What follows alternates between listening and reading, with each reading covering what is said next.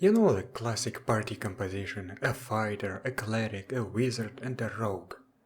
What is the main skill of the rogue? That's right, stealth. Is stealth simple in GURPS? Hell no, it's very confusing. You would expect something that comes up very often in games, and stealth does come up often, to be clearly explained, but it just isn't. So let's make sense of it. This is going to be useful for me and hopefully for you as well. First of all, what skills are used to do stealthy things in GURPS? GURPS has 3 stealth skills: camouflage, shadowing and stealth. Let's talk about stealth first, because it's one of the most complicated skills, and definitely the most complicated stealth skill. What might be surprising is that stealth in GURPS is less granular than in D&D 3.5. If you remember, that system had hide and move silently as separate skills, but in GURPS, stealth covers both of these applications. Stealth has 4 applications: concealing yourself anywhere except in a totally bare room, move silently, stalk game, or follow someone without being noticed but not through a crowd. For that, use shadowing. Sounds simple, right? Things get more complicated. Stealth works differently depending on if there is somebody specifically on the alert for intruders or not. If nobody is on the lookout, then you make an unopposed stealth roll. If somebody is on the lookout, this becomes a quick contest of stealth against perception or observation. Things get more difficult when you have to sneak through an area that has somebody on the alert for intruders and somebody who is not. In that case, your stealth roll will be contested against some creatures but not others. To explain how it works, let's make a flow chart. First, you have to determine whether you are simply sneaking past an unaware target or if there is somebody specifically on the alert for intruders. If you are sneaking past an unaware target, simply roll stealth with all the appropriate modifiers described in the skill. I will talk about them later. And all bonuses from advantages and equipment. If you fail, then we have another split. If you are in the target's arc of vision, then he makes a vision roll to notice you. This vision roll is modified for range, using normal range penalties, is modified by your posture, use melee attack penalties, cover, use 2 hit penalties, darkness, your size modifier, and certain modifiers from your advantages and equipment. You should keep in mind that a person using stealth very rarely counts as a person in plain sight, so most of the time there is no +10 bonus for that. If he succeeds, he spots you. If he fails, he does not spot you. If you succeed on your initial stealth roll or in any other case, the target might still hear you. The target rolls hearing modified for background noise, remember that total silence is very rare, and at a penalty that depends on how well you rolled your stealth.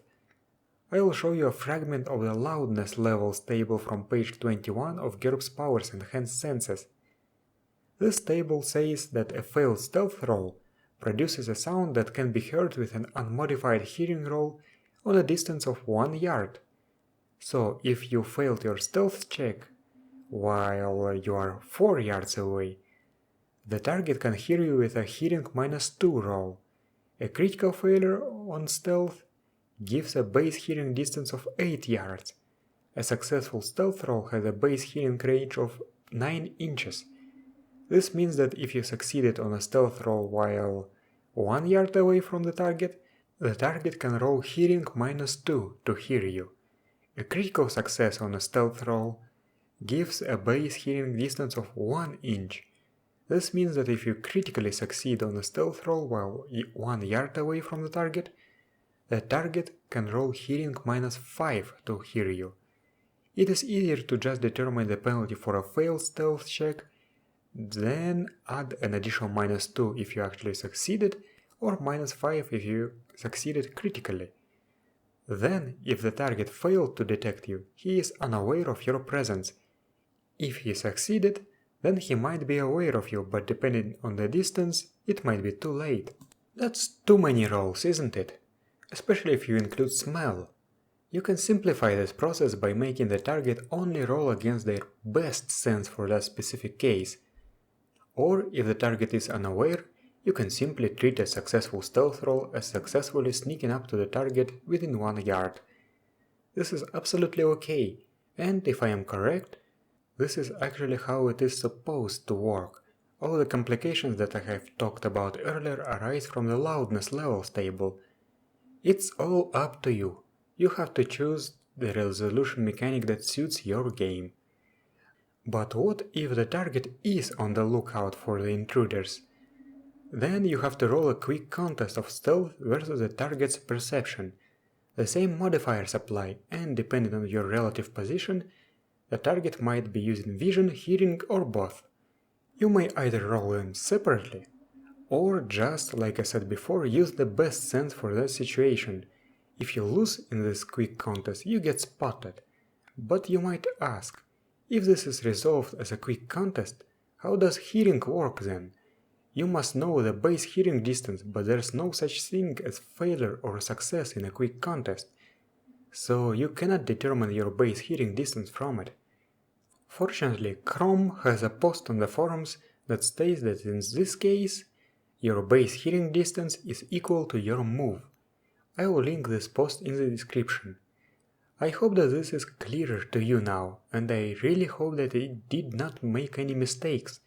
This is not something I am an expert in. Now I'd like to mention the modifiers that the stealth skill takes. First of all, it is penalized by your encumbrance level. If you are hiding from sight, then you are at -5 to hide in an area without natural hiding places, or +3 or more if there are many hiding places.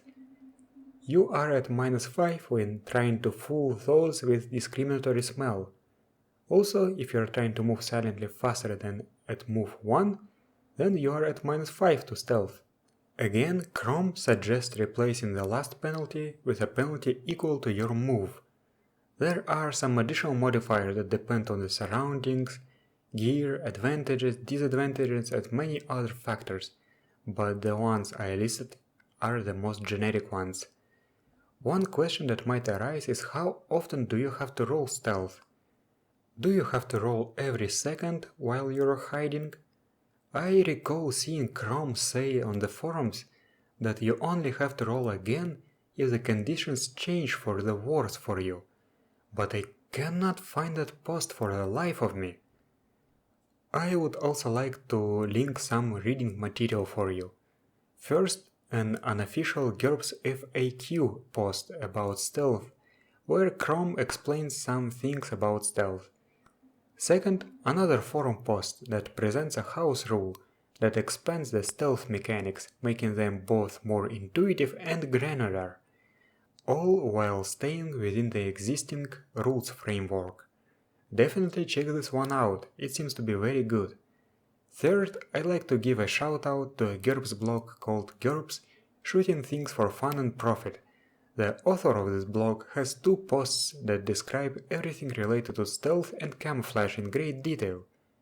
While it is intended for games set in contemporary time periods, this is nonetheless very useful for low-tech and ultra-tech games. Give it a read. All links are in the description. I mentioned camouflage. How is it different from stealth? First of all, camouflage is an easy difficulty skill. Unlike stealth, it only works against vision, it does not hide you from hearing or smell.